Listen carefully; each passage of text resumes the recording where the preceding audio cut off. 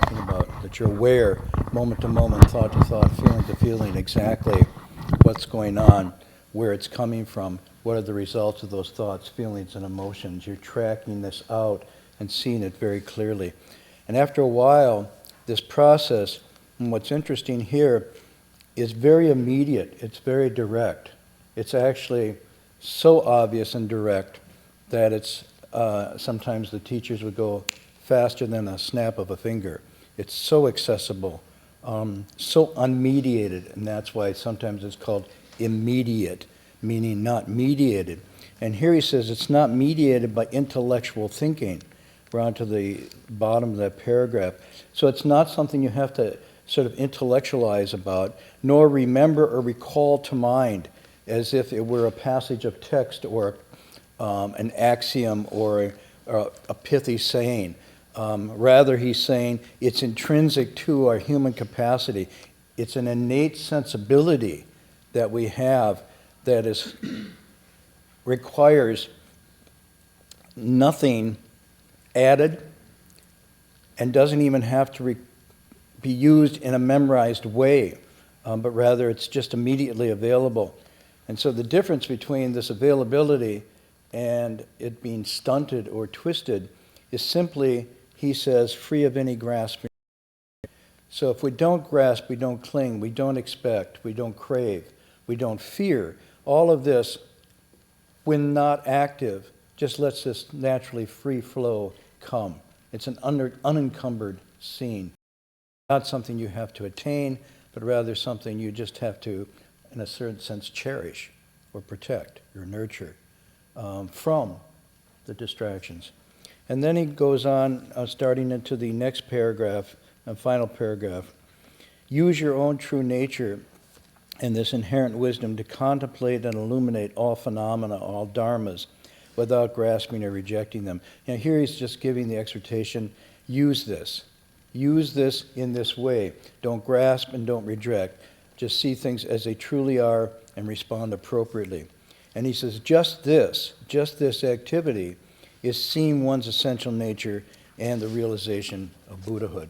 And again, it might be better to put that as a small b, meaning the awakened state, the awakened potential, rather than thinking about it as a being or a deity or a divine person.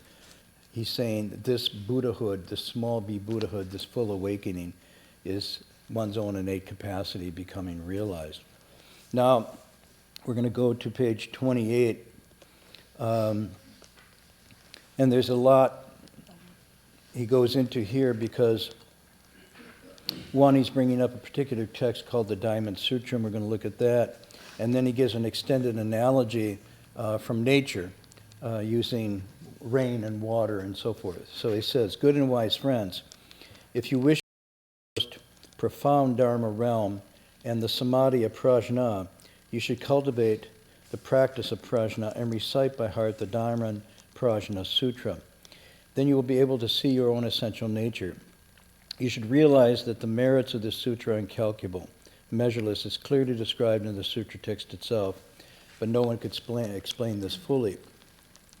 So here he's saying this entry into, or this realization, in Chinese the word is wu, to enter, but it's better translated as just to realize. It's used in a generic way like, let's see, the word kai, Chinese, kai. Yeah, well, kai means open, so you kai man, you open the door, but you also kai dung, you open the light, no, you turn on the light. And you kai shui, you open water, no, you boil water. So the word kai is used when you translate it, modifying what the activity is. So it's used as a generic, like in Latin, facere, to do or to make, but it's used, you translate it based on what you're doing. So you don't open water, you don't open lights, you just open doors. So rule, here it means to enter, but it means to become one with, to realize, to activate. So it's better to say, if you wish to activate, realize the most profound Dharma realm, which is this realm of the Buddha, remember we talked about this before, the Buddhist way of portraying the continuum of beings is on 10 Dharma realms, from the hells and animals and ghosts and devas and people and so forth up to Buddhas and Bodhisattvas. These are 10 realms. And it's a continuum of potentials. Here he's saying if you want to realize that Buddha, referring to what he talked about in the previous passage, and you want to be in this samadhi of prajna. Now this means that this wisdom state is something that is 24/7. It's a constant state of equanimity and not something that just comes and goes. You access it all the time if you want to be there. That's why later he'll call it the I Xing Same, the single practice samadhi. It's a state of awareness and equanimity and clear seeing that is with you and you're using all the time, walking, standing, sitting, and even in your sleep. So here he's saying you want to do that, you should cultivate the practice of prajna. In other words, you actually do this. You actually work on this. Now, how do you work on this? Well, at the beginning, it's, in a sense, paradoxical, because you don't work on getting prajna. You can't. And you'll get frustrated. You say, I want to get prajna. But the wanting to get prajna is actually part of the afflicted mind that thinks it doesn't have it already, therefore wants to seek it outside, and the more you seek for it, the more you cover it over. So this is the funny thing. So don't seek for prajna, but practice removing or changing that which impedes its natural presence. What is that? It's you don't have a magic mantra. If you had a magic mantra, then you would have prajna all the time. And so next week, we will give out the magic mantra. Whoa. Joking, okay. It's not a magic mantra. It's the most difficult things that we were talking about last week, because it means recognizing one's own faults, bad habits, afflictions, hang-ups, negative emotional tendencies, and so forth, and transforming them. So prajna, in doing prajna at the very beginning, and less and less throughout, means this profound self-awareness, really recognizing what's standing in the way. In a sense, what you're doing is perfecting your humanity. And so it's a very human teaching. It simply means getting rid of that which stands in the way of your full human capacity. Ask a question. Is it only negative emotions and feelings, or is that just like opinions? Well, Chocolate versus vanilla? What was the last one? Like, what about just opinions, like discriminating against chocolate, liking chocolate versus vanilla? Thank you. This is talking about very, very deeply embedded, often what they say latent tendencies that are negative primarily. It doesn't refer to something as simple as choosing chocolate over vanilla. However, there is a category here called dristi. And dristi is meaning it's not just negative emotions, but it's an intellectual and perhaps even deep cognitive outlook that is unproductive, unhealthy, and will not lead you to liberation. And those are called, want of a better word, sometimes translated as views. And it doesn't mean just your opinions, like, I prefer rainy weather. That's not, I prefer cotton to wool. It's not those kinds of opinions, but these are deep, opinionated, attached ways of looking at things. For example, one is denying cause and effect. Denying causality is a view that, when held, will not lead you to liberation. So this is something, it's the closest I'd say that these teachings get to something you might call orthodoxic, but it's not orthodoxic, because ultimately they're not wrong because they're intrinsically in opposition to some received dogma or doctrine, but they're psychologically wrong because they lead you into misperceptions and a tangled web. And so it's their effect psychologically on the process of liberation and the end of suffering that makes them wrong. In other words, they're therapeutically wrong rather than wrong a priori or in abstract. So it's like you can have ideas and attitudes that aren't necessarily emotions, but if you pursue those, like, it doesn't matter what I do. There's no cause and effect. I can just rip off and kill and whatnot. And, and if you take that, the Buddha's saying, psychologically, that isn't going to get you free. You can deny that, but it won't deny you. And so it's like saying, I don't believe in gravity. Fine. It's not going to change. Okay, so then he says, he mentions this Diamond Prajna Sutra. Anybody know about this? This is an actual text. I brought a copy. This is one version. It's called the Vajra Prajna Paramita Sutra, sometimes called the Vajra Sutra, sometimes called the Diamond Sutra. It's not about engagement diamonds, it's about something else, different meaning. Actually, it's about the opposite. It's about breaking attachments. And engagements make, but, oops, there I go. It's called Vajra diamond because it's meant to indicate, sometimes called the diamond cutter, because the diamond can cut. And this is a text delivered by the Buddha primarily to a disciple called Subhuti to cut through his illusions and his doubts, to cut through those things where he was stuck. And so it's meant to be sort of like a diamond-like, indestructible cutting edge that can cut through all of our illusions about the way things are.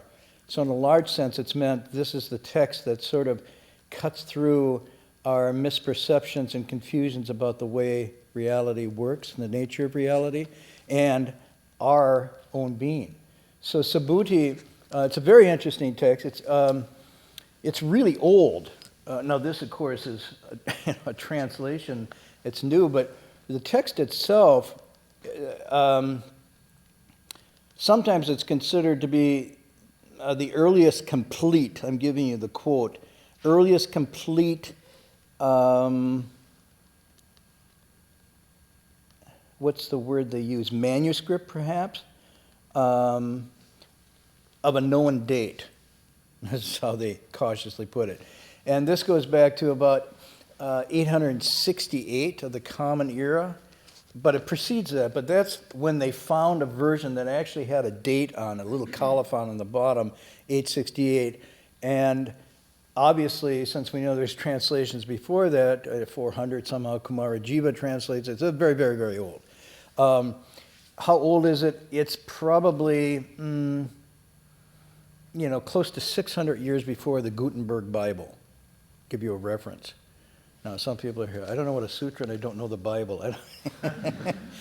So the Gutenberg Bible, as I understand it, was the first Western text printed with movable type, right? And with that Gutenberg Bible, it became available for mass readership as opposed to before it was hand written by script.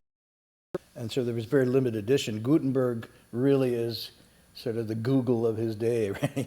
He launches this huge kind of web of available literature of the Bible through this movable font. Once that movable type is there, you can keep producing out. Now this text was produced by woodblock. So the Vajra Sutra was, these characters were not movable type, they were carved in. And I know somebody who's done this and who does this, and this is not an easy process. You have to get the special kind of wood, you have to get the right carving, you have to smooth it in such a way. And if you make a mistake, you don't just delete. It's really got to be really mindful as you're doing it. So it's an exercise in meditation to carve this.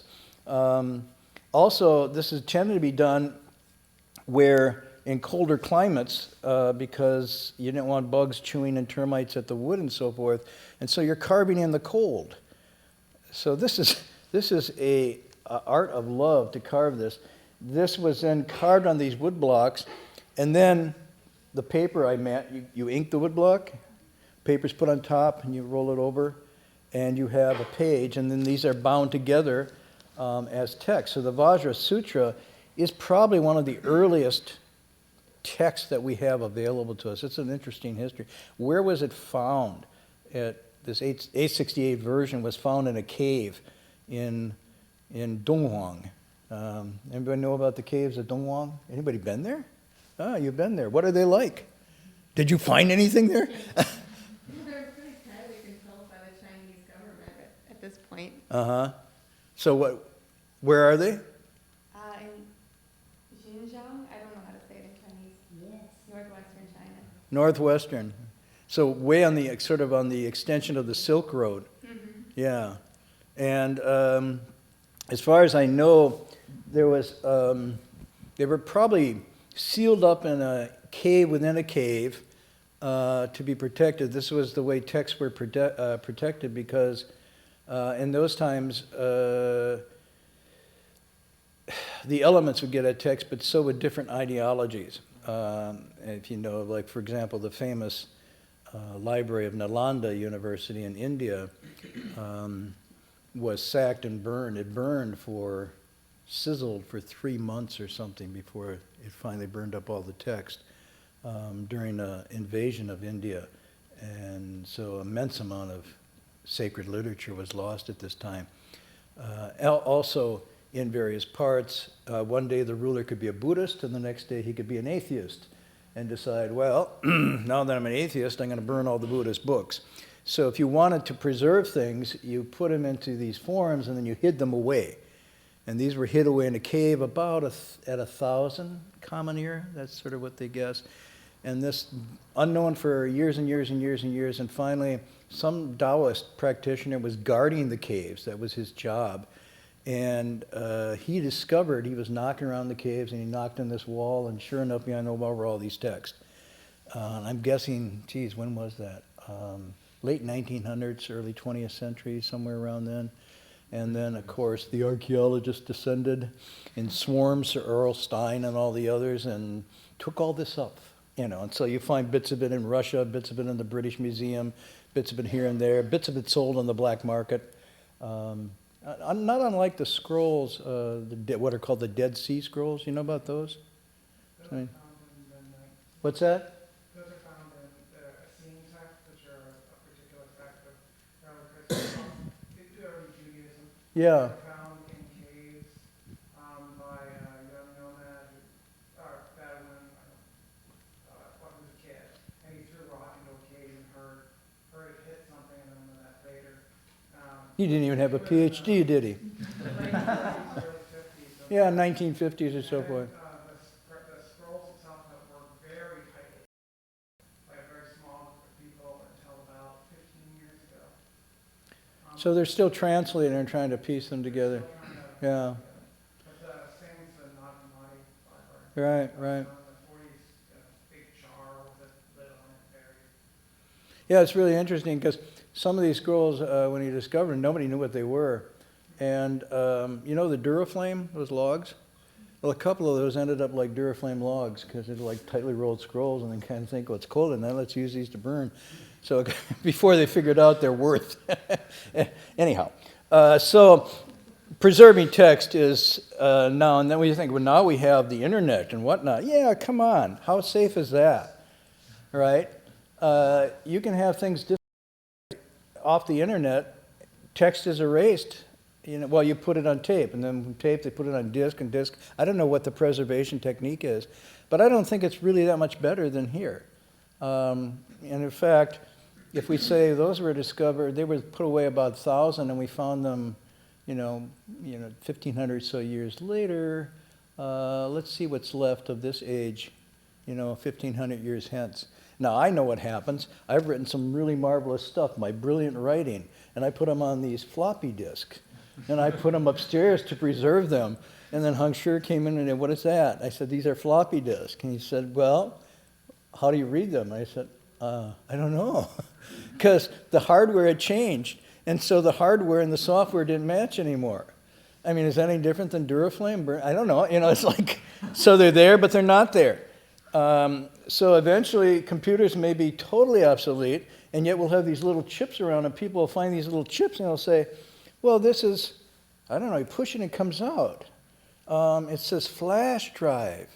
Well, what do you do with that?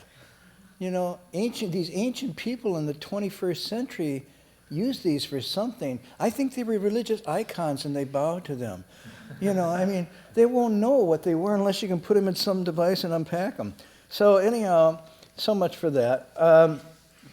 The text itself then is old. It's a powerful text, and it's a really interesting text because the basis of the text doesn't begin with a verbal encounter. It begins with Subhuti watching the Buddha at his time. He gets up in the morning, he goes out on his alms round to receive food, comes back, he washes his feet, arranges, has his food, and then sort of meditates, enters a state of meditation after the lunch. And Subhuti watches this, and everybody else is doing what they do every day, but Subhuti all of a sudden sees something really inconceivable in that simple action of the Buddha. He finally gets how the ordinary and extraordinary are completely merged in the Buddha in this person. He just sees how his simple life of doing this actually is right within the wonders. It's actually within the almost supernatural and the natural are combined in this one. It's a visual and visceral thing he sees, and he's like moved. And nobody else sees it except him. He's at that point where he can see this. And he's going, wow. So he requests the Buddha to teach them, and he asks two questions. He says, how are we to dwell? How are we to hang out, live? How are we to conduct ourselves? And how do we calm our monkey mind, the crazy mad mind that's running around? Because I notice you've got the dwelling thing down. You know, you just, where you conduct yourself at all times, walking, standing, sitting, lying down, you have this composure, this equanimity, this wisdom, this calmness, this appropriate to every situation. And I never noticed how ordinary and extraordinary it was at the same time before. Moreover, your mind is always calm. How do you do that? This is what Subhuti asked. And everybody else like, huh? What? And so begins the dialogue, and the Buddha begins a series of, it's a dialogue between Subhuti and himself. And Subhuti has 3 layers of doubt, big layers. One is to doubt the teacher, because before that he didn't see the Buddha was really a teacher. He saw him as, you know, a good monk and things like that. But now his trust in the teacher had to be so he was challenging the teacher. And then he had a doubt about the teaching itself. How do I know that this teaching is really reliable? These are very modern. But the third doubt was most interesting. He doubted himself. Can I actually replicate and do this? Is it possible? Or do I not have the stuff to do it? And what the Buddha does, he's systematically, like all great teachers, he simply unties the knots, removes the delusions and doubts that Subhuti has, and gradually, by moving them away, at the end, Subhuti's his inherent nature just manifests by itself. So the Buddha doesn't, quote, give him anything, and really he says, I don't even teach you anything. I simply help you sweep away these doubts and delusions, and in doing that, Subhuti has a really profound realization. So this is the heart of the text. It's actually very short. So when the Sixth Patriarch here is extolling it, he's extolling it because, one, it's ancient. One, it's a really, really good description of the nature of wisdom, that it's whole and complete within you. And even a teacher can't give it to you. He just tells you to follow this essential nature and you will arrive at it yourself, which is really cool.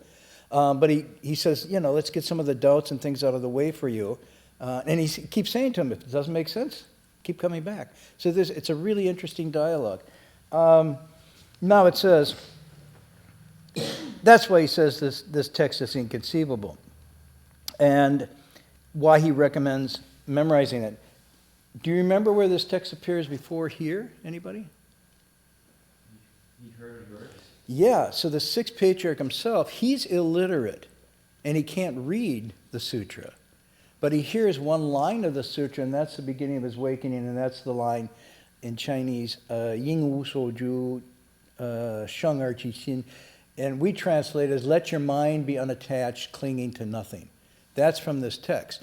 So in answer to where to dwell, he doesn't say, you know, at this place, or in this kind of building, or in a monastery. He says, the only place you can dwell is in a state of mind. Everything else is illusory. There's no dwelling except a state of mind, and that state of mind is an unattached mind. So he says, let your mind be unattached, clinging to nothing, which sometimes gets translated dwelling nowhere. Don't dwell anywhere. Don't hang anywhere. Or maybe more in the vernacular, don't identify with anything, any place, any state. Like free-flowing water, be that way. And what he's saying is, let yourself be unattached, unbound, liberated, not setting up in anything whatsoever. At the same time, you will be free and responsive and everywhere aware and engaged. So it's the ultimate statement of wrong, sort of badly translated as non-attachment. But non-attachment just means not hindered. It means free. So when you say non-attachment, what you want to really be say is totally liberated and free.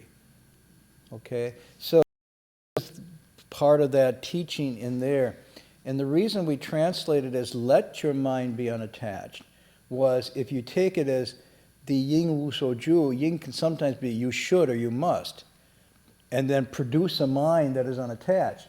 But this is contrary to the very basic meaning of the text. How do you generate a mind? How do you produce a mind when the mind is naturally whole and complete, unattached in its natural state?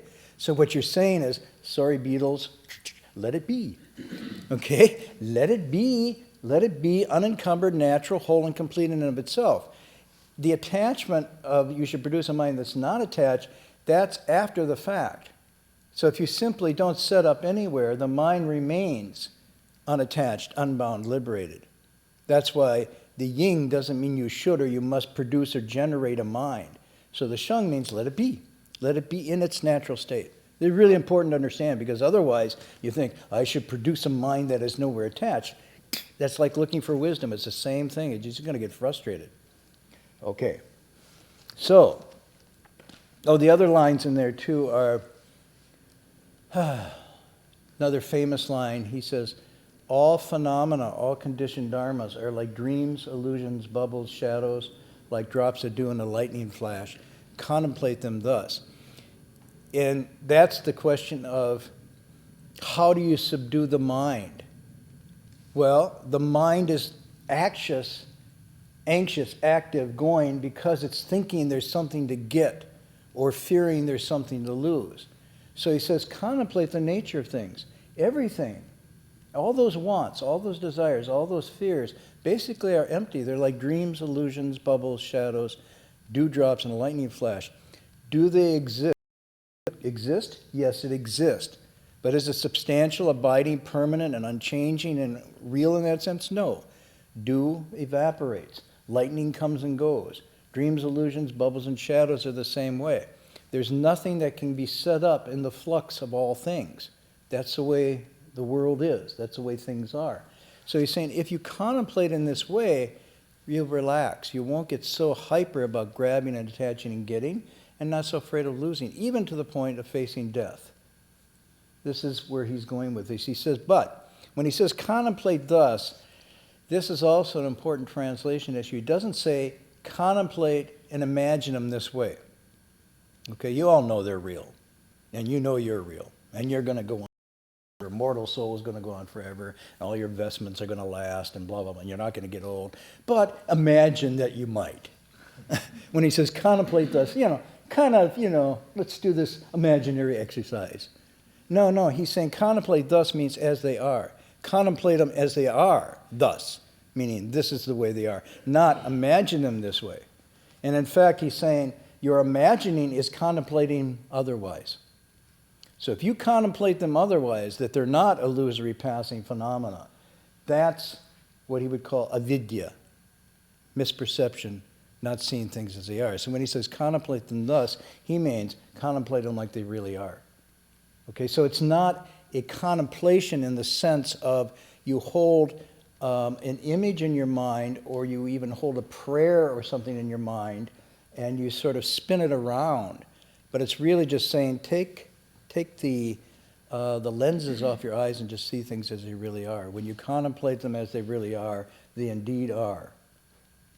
And that's one of the early contemplations in a meditation practice is you can investigate in the midst of quieting your mind, you can do this investigation. What is it that doesn't change? What is it that lasts forever? And when you do this, you start to peel away, things. And so if you're getting really clever, I know the answer. Change lasts forever. Okay, that's enough of that. Change is the only thing that's constant. Right. So he says this teaching is a supreme vehicle expounded for people of great wisdom and superior faculties. This is also, as the text itself, the Vajra Sutra, maps it out. In the Vajra Sutra, when the Buddha says everything's this way, and he says there is no ultimate self, not everybody wants to hear that, and so there's a reaction to this. I had that reaction, I told you when I read it. I closed it and didn't open it for 15 years. When it said there's no self, oops, that was it. So I obviously did not have those superior faculties. When people of limited faculties and wisdom hear it, they doubt and disbelieve. Why? And now he goes, an analogy. It's like the rain that the magical dragons shower on Jambu Dipa that washes away all the cities, towns, and villages as if they were mere leaves and straw. But rain falling on the ocean causes the ocean neither to increase or decrease. Similarly, when people of the great vehicle, the supreme vehicle, hear the Diamond Sutra explained, their minds are receptive. They awaken and understand. They realize that their fundamental nature isn't itself replete with the wisdom of prajna. They constantly use this wisdom to contemplate and illuminate. They do not need to rely on the written word. So he's giving an example. He's saying when rain comes down onto the ocean, which has this huge, great capacity, the ocean just receives it. The ocean can take it in. But if it falls on smaller places, they overflow, they flood.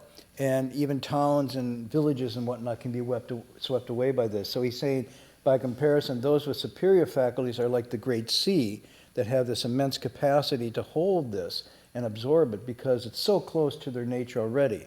So the water, the sea, is the essential nature. And so when these teachings come, they not only are able to hold it and receive it, they just sort of rejoice in it and say, that's what I thought all along. So when they read this sutra, they go, wow, right on, man, I believe that, I know that. And other people go, ooh, whoa, no way. And so that's his analogy here. He says, the wisdom is like rainwater. Now it says, which really does not come from the sky. In truth, the dragons engender the rains, whom moisture enriches all living beings, all plants and trees, all those sentient and insentient beings. The 100 streams flow together into the ocean, and there merge into a single body. The wisdom of prajna, the fundamental nature of living beings, is also like this. So, this analogy is often used to say all the different streams flow back to the sea, all the different practices go back into wisdom. So whether you're doing bowing, recitation, meditation, memorization, really perfecting your humanity, eventually all those different streams return to this one sea. So that's one analogy he's using here. The other analogy he's using is this thing about the dragons engender the rains. Anybody? Should we pass that by? Any meteorologists here who want to? So this comes up twice, huh? Well, let's finish the analogy, and then I'll tell you a story about that, and you can make up your own minds or go away completely in doubt and disbelief or never come back. So go to the next page, because I want to, he finishes, good and wise friends, people of limited capacities who hear this direct teaching are like the plants and trees with shallow roots which collapse under heavy rain and are able to grow. So it is with people of small capacities. They fundamentally have the wisdom of prajna. See, this is important. They fundamentally have the wisdom of prajna, no different from people of great wisdom. Yet, why don't they awaken on their own when they hear this teaching? Because the obstacles of these drishti, these wrong views, are formidable, and the roots of their afflictions, the negative emotions, go deep. So here we're back. He's saying, when your very response to hearing this, whether it's one of joy and excitement and, oh, right, indicates a level of where you've allowed your mind and life to get in terms of your perception. So if you diminish that capacity through afflictions and through views and through negative karma, it's as if it's having to go through layer after layer before that sound reaches your heart. It doesn't go directly. Whereas if you're not layered on layered, the sound goes in really clear. I don't know how else to say. For example, if where I came from in the winter, my mother, before we went outside, would put on earmuffs Earmuffs, you never heard of earmuffs in California. What are earmuffs? There's these fluffy little things that go over your ears like this and keep your ears warm. And then there's a metal band here you wear, and then you wear a hat usually over that. And so you're really at risk in the world when you have earmuffs on because it really does impede your hearing. Now, I would use that as an excuse to say I didn't hear my mother. What did you say? Don't throw snowballs at the bus? You know. But I'm saying earmuffs, so if you heard sounds, they were muffled. In the same way with the earmuffs off, all of a sudden the sound was crystal clear. You could say the same as with glasses. If your eyes are not sharp and you don't know that, you can actually get them corrected, like our friend Doug Powers. So Doug Powers, you all know here, Doug's eyes were going bad and going bad and going bad, but because he always drove from Carmel up to the city of 10,000 Buddhists for 30-some years, he knew all the road completely. Now, only after someone finally said, you know, Doug, you should get an eye exam. Uh-huh. So he gets an eye exam, and they say, oh, my God, your eyes are terrible, really? And so they get glasses, and he comes out and he goes, whoa, whoa, the world, you know, like trees have leaves. Oh, really? Yeah, I thought they were just these blur Matisse kind of blobs on their nose. And he said, you know, those green signs on the road, they actually have words on them. And so for the first time, although he had eyes he could not see, now with the glasses on, he could actually see that the signs would say 20 miles to Ukiah. But because he knew the road so well, he didn't need those. So the same thing with hearing and so forth. All our sense organs can be sharp or dull based on these coverings or afflictions or whatnot. So what the Sixth Patriarch is saying here, but at the deep level of our consciousness can be sharp or dull, depending on how we've treated it. Have we nurtured it? Have we taken care of it? Or have we let it go? If we've let it gone, as the poet Talia Ming says, he compares it to a garden. He says, my garden is overchoked with weeds. I've let it go too long. And this is the poem he calls a return, so I need to get those weeds out. So this is the analogy he's using here.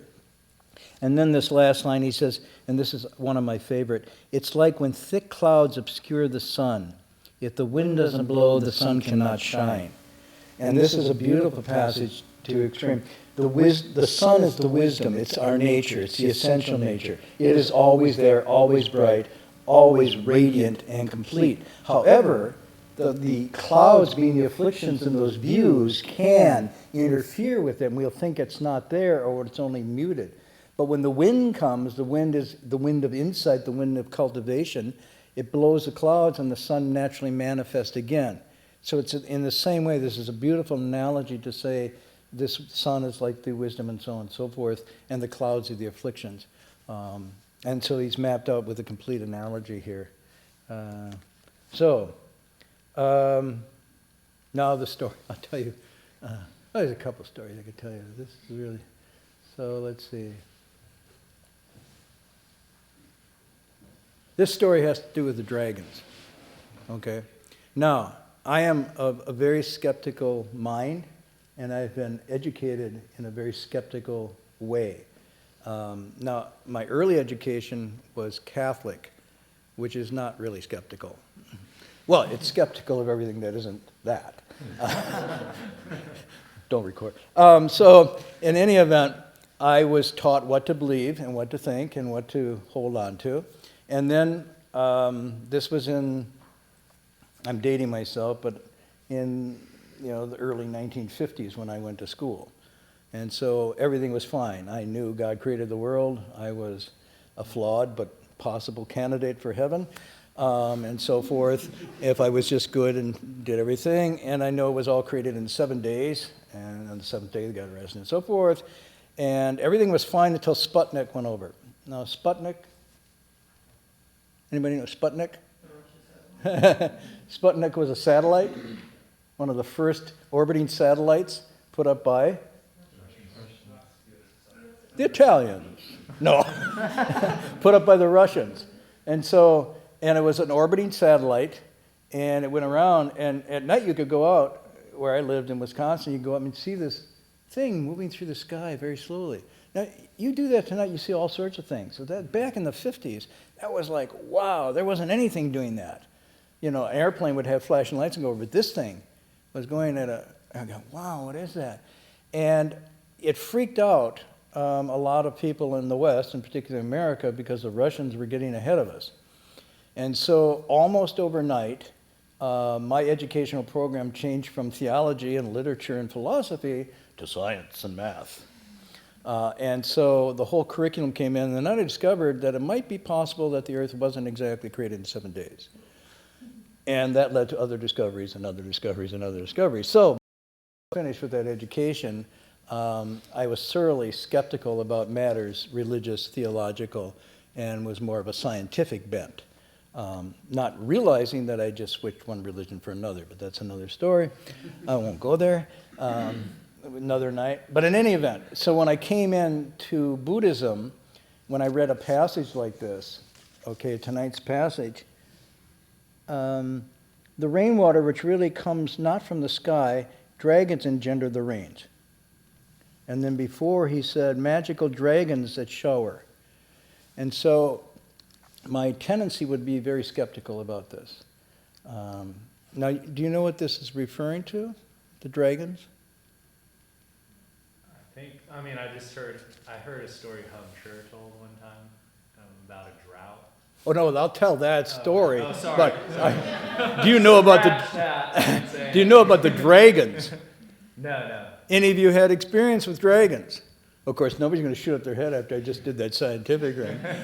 Okay, so you may or may not believe in, Puff the Magic Dragon. Yeah, okay, that's a different dragon. That's a song dragon. Anyhow, in this system, in this worldview, and you can see this in another text, the description of the natural world is not a world that we have in our consciousness right now from our advanced scientific worldview, which is a very materialistic reductionist one. And we see things very much in terms of absolute matter, and then everything else is sort of off the charts as far as consideration. So if it can be seen in here with the ordinary eyes or extensions of that, either microtele or whatever, we take that for real. But that wasn't the conception of the natural world for many, many centuries, okay, going way, way back. There was this sense that the world was a rich place that was not only intervened and interacted with the human, but also with spirits and beings of others, so on and so forth. And this was true of man's belief for a far longer time than our current conceptions of it. That being said, we still think ours is a superior one. Okay, so that our scientific truth today is a replacement for the superstition of yesteryear.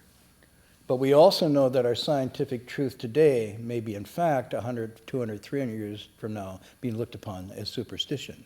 So we know that that's how it goes. Nonetheless, so here's the story. So I'm not inclined to believe in dragons. Okay. Now, I came through the 60s, and I know some of my friends saw dragons, but these were different kind of. These were magic dragons, too. Those who don't know what I'm talking about, just as well. In any event, so at one time, and this was 1977, Hung Sure and I were going to start our bowing pilgrimage from Southern California, and the way we went down there was to go with our teacher and fly from San Francisco to Los Angeles and begin the pilgrimage down there. At that time, the West Coast, and a great deal of the West, was in the third or fourth year of an incredible drought, of which they say if we have a drought this year, it'll match that one. So that's how bad it was. For 3 consecutive years, going into the 4th year, there'd been no rain in California. Water was rationed, herds and crops were dying, and people saw no hope on the horizon. Very, very bad drought. And hadn't been a drop of rain, in that amount of time, were very minimal, even less than what we had this winter. So in May, we're past the rainy season completely in California.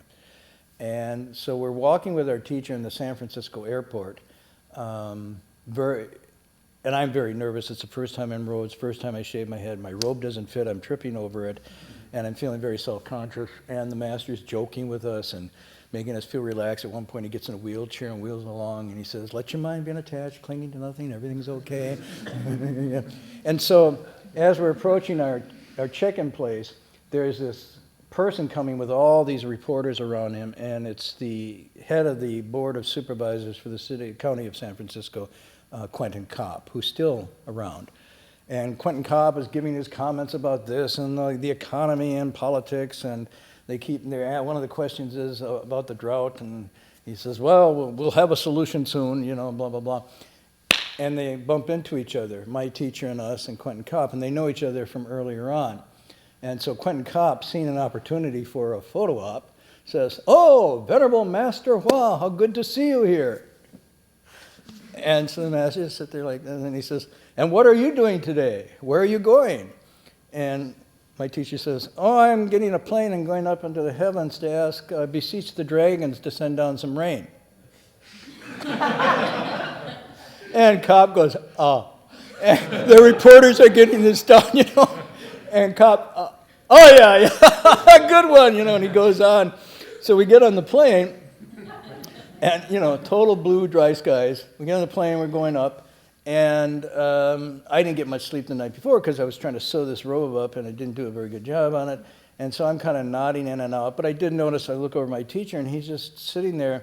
He would fold his legs up, and he was reciting something. He always would do recitations of things, and I sort of dozed out, and then boom, I feel this jerk of the plane. I go, wow, what's that?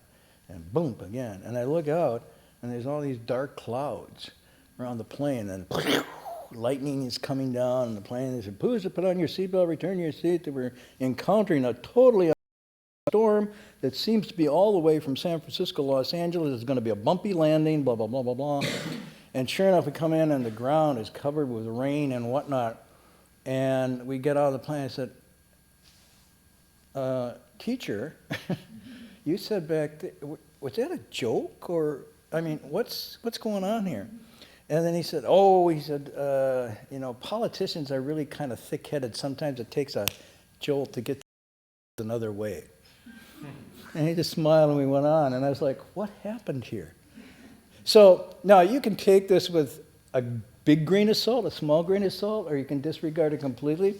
I'm just saying that was one of the first times. There's times after that similar things happened to me where my scientific skepticism could not really answer this, and yet it's not like I totally believed, but I could not believe. And so I was held in this abeyance with the possibility there might be more to heaven and earth than are dreamed of in your philosophy, Horatio. Do you know that line from Hamlet? Oh, Hamlet goes out and he sees the ghost of his father, and his father's telling him, I was killed, I was poisoned by your mom and your uncle, and Hamlet doesn't want to believe this, and it's an apparition. And Horatio says to him, well, maybe it was just your imagination. And Hamlet says back to him, Horatio, there are more things to heaven and earth than are dreamed of in your philosophy. In other words, but philosophy at that time was natural philosophy, which was science. He didn't mean philosophical. Philosophy at that time was the natural sciences. So he says, there's some things that our science doesn't explain. Boom. So going back to Hamlet, going back to Quentin Kopp and my dragons, I don't know. It's just like, don't dismiss this as outright, and you don't have to believe it either. But sometimes suspending doubt is another way you can go. We'll finish up here tonight. Next week, we'll take this up again, and I'll tell you the other stories as we go along. Any announcements? You have a question? Well, I understand that today is the birthday of the Sixth Patriarch. Oh, really? It is. And in honor of that, and your scholarly writings and amazing lectures and translations, there's a little sweetness to this day. Oh, my.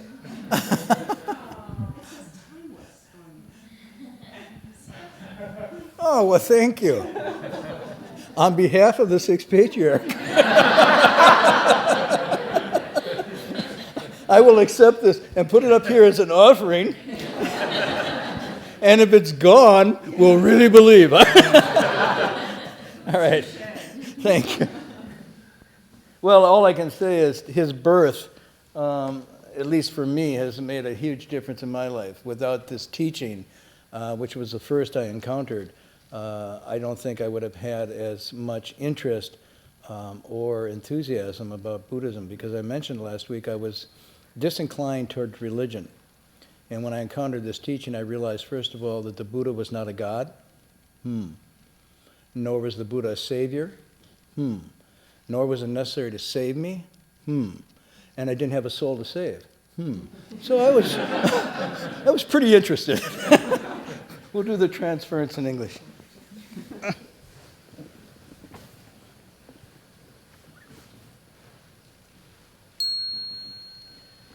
May every living being, our minds as one and radiant with light, share the fruits of peace with hearts of goodness, luminous and bright.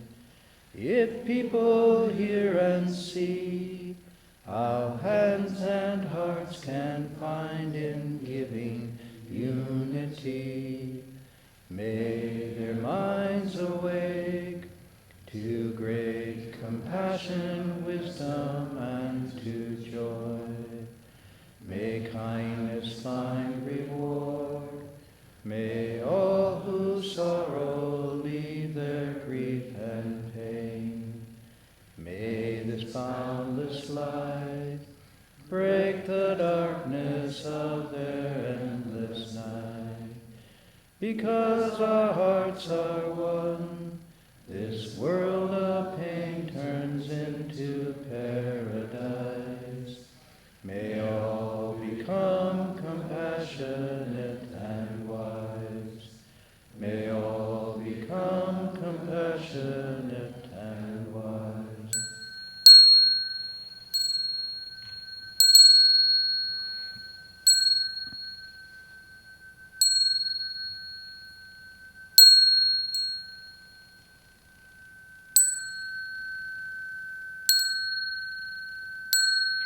Ding Li San Bao.